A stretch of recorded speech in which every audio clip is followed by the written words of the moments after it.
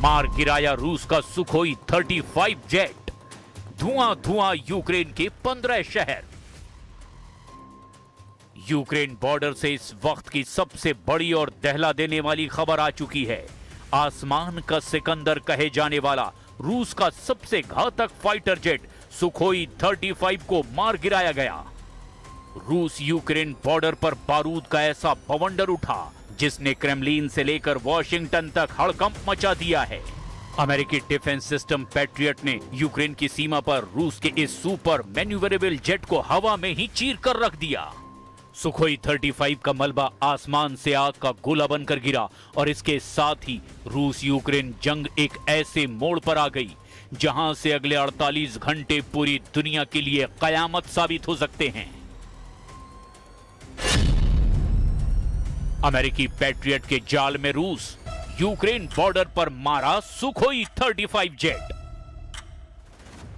Ukraine के इस हमले से बौखलाए रूस ने तय कर लिया कि यूक्रेन से बातचीत नहीं, सिर्फ बारूदी हमलों से बात होगी।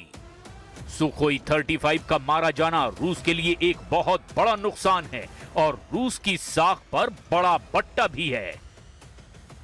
आइए आपको बताते हैं कि बॉर्डर पर हुए इस रोंगटे खड़े कर देने वाले मुकाबले की इनसाइड स्टोरी आखिर क्या है।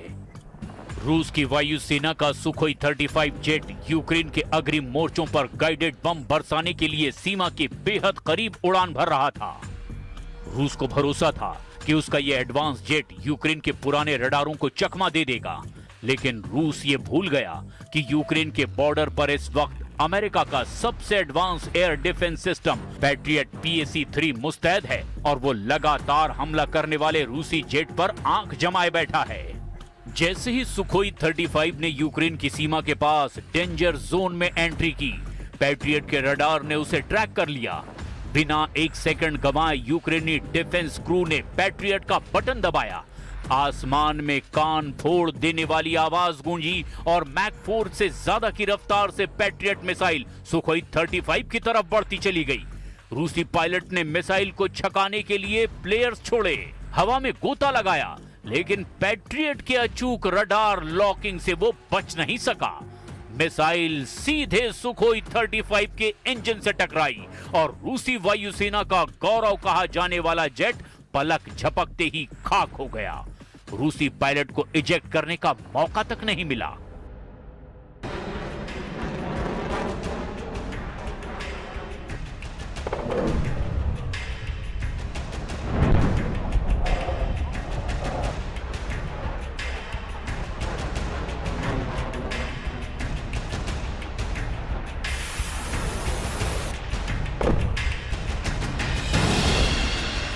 Того, что путем эскалации, путем военного давления можно способствовать выходу на мирный трек урегулирования.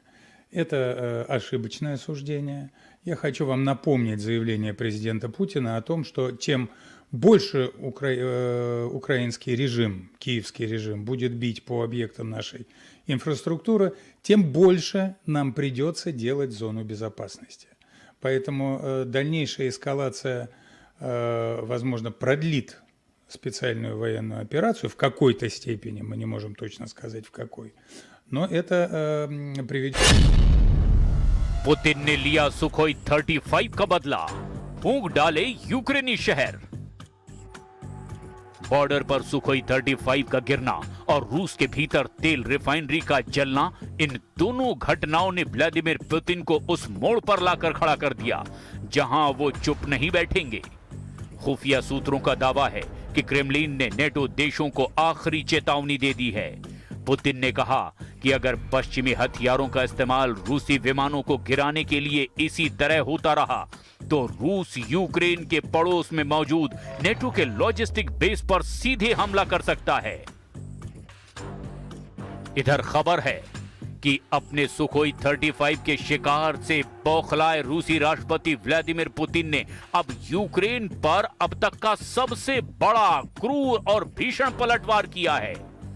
यूक्रेनी वायुसेना के ताजा दावों के मुताबिक रूस ने आधी रात में यूक्रेन के रिहायशी और औद्योगिक इलाकों पर 137 कामिकाजे ड्रोन और बैलिस्टिक मिसाइलों से हमला बोल दिया।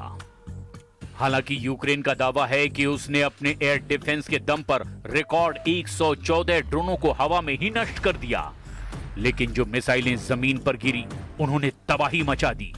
रूस ने यूक्रेन के सबसे महत्वपूर्ण बंदरगाह शहर ओडेसा को भी निशाना बनाया। इस हमले में रूस ने प्रतिबंधित क्लस्टर हथियारों से लैस बैलिस्टिक मिसाइल का इस्तेमाल किया, जिसने ओडेसा पोर्ट के बड़े हिस्से को मलबे के ढेर में तब्दील कर दिया।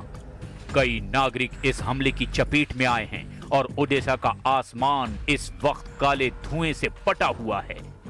सिर्फ इतना ही नहीं, रूस के तागानरोग सी पोर्ट पर भी यूक्रेन ने 2 ईंधन डिपो को उड़ा दिया, जिसके बाद रूसी प्रशासन को वहां से आम नागरिकों को रातों रात सुरक्षित ठिकानों पर निकाल कर ले जाना पड़ा। रूस के रक्षा मंत्रालय ने माना है कि उन्होंने पिछले 24 घंटे में 370 से ज्यादा यूक्रेनी ड्रोन इंटरसेप्ट किए हैं, लेकिन इस ड्रोन तांडव ने रूस के भीतर एक भयानक ईंधन संकट पैदा कर दिया है। रूस की लगभग 65% आबादी इस वक्त पेट्रोल डीजल की भारी किल्लत से जूझ रही है।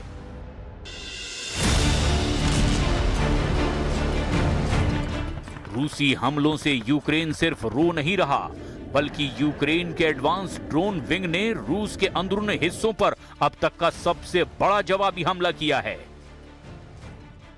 मॉस्को, सेंट पीटर्सबर्ग और विशेष रूप से यारोस्लाव शहर को निशाना बनाया गया। रूसी गवर्नर मिखाइल यावरायेव के अनुसार रात भर में 500 से ज्यादा यूक्रेनी ड्रोन्स ने रूसी सीमा पर हमला किया। यारोस्लाव की एक प्रमुख तेल रिफाइनरी पर यूक्रेन के ड्रोन सीधे जाकर टकराए, जिससे रूस की ईंधन सप्लाई चेन को तगड़ा झटका लगा है। इधर दूसरी तरफ यूक्रेन के राष्ट्रपति जेलेंस्की ने एक बार फिर पश्चिमी देशों से अपने एयर डिफेंस सिस्टम, खास तौर से पैट्रियट मिसाइलों की सप्लाई बेहद तेज करने को कहा है।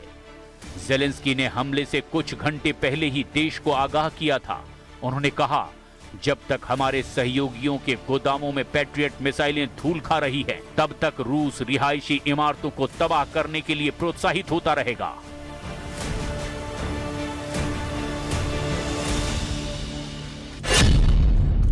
सौ घंटे में कीव पर कब्जा, पुतिन का जेलेंस्की को चैलेंज। रूस ने पिछले 24 घंटे में यूक्रेन पर 570 हवाई हमलों से युद्ध को बेरहम युद्ध बना दिया है। किंजल, जिरकॉन जैसे घातक मिसाइल और शाहिद 136 के जेरान जैसे आत्मघाती ड्रोन यूक्रेनी शहरों के लिए काल बन चुके हैं। राजधानी कीव में रात के अंधेरे में रूस के हवाई हमलों से कीव का आसमान बिजली युद्ध के मैदान जैसा नजर आ रहा था। एक के बाद एक मिसाइल और ड्रोन हमले से कीव में भयंकर नुकसान हुआ। हम आपको जो फुल डिटेल और नुकसान का आंकड़ा बताने जा रहे हैं, वो आपको हैरान कर देगा। यूक्रेन पर रूसी हमलों की जो खबरें और आंकड़े अब तक सामने आए हैं, वो किसी को भी हैरान कर सकते हैं। यूक्रेन ने इसे हाल के महीनों के सबसे बड़े हमलों में से एक बताया है। रूस ने लगभग 500 ड्रोन और 70 से ज्यादा मिसाइलें दागी। रूसी सेना ने पिछले रात यूक्रेन की राजधानी कीव पर अब तक का सबसे बड़ा और घातक संयुक्त हवाई हमला किया। इस हमले में कीव के भीतर कम से कम 13 नागरिकों की मौत हो गई, 86 से ज्यादा लोग घायल हुए, जिनमें से 70 को अस्पताल में भर्ती करवाना पड़ा। कीव शहर के प्रशासन के मुताबिक पूरे शहर में करीब 33 से 38 लोकेशंस पर भारी नुकसान दर्ज किया गया। सेंट्रल शेवचेंको बुलेवार्ड पर स्थित एक होटल और कई रिहायशी अपार्टमेंट पर मिसाइलें सीधे गिरी है, जिस